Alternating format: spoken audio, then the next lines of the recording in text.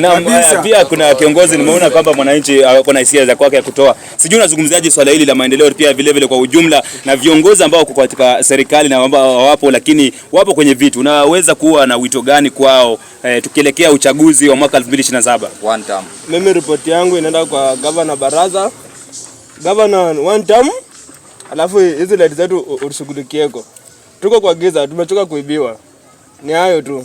Anasema kwamba amechoka kuibiwa. Sijui kiongozi utakuwa unazungumza na sisi ama namna gani? Manake naona kwamba umekuwa hapa kabisa unatazamia tu kabisa kama hisia zako. Unaonaje kuhusiana na masuala ya siasa ya magharibi hivi kwa hivi? Hapa. Kwa majina anaitwa Mwereka. Sura ngumu.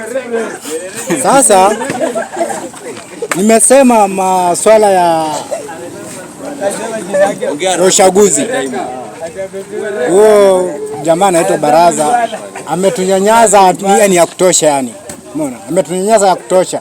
Na haifai tena arudie mara ya pili. Hapa wengi sasa hapa hivi hakuna kazi wanafanya. Vijana wadogo wameingia kwa madawa zile haifai kwa sababu ya hakuna shughuli, umeona? Sababu hakuna shughuli. Makazi hakuna.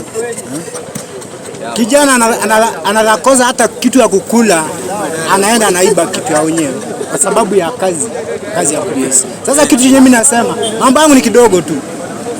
Huyo Baraza, kwa hizi masiku zimebaki, atushughulikie tafadhali. Atushughulikie.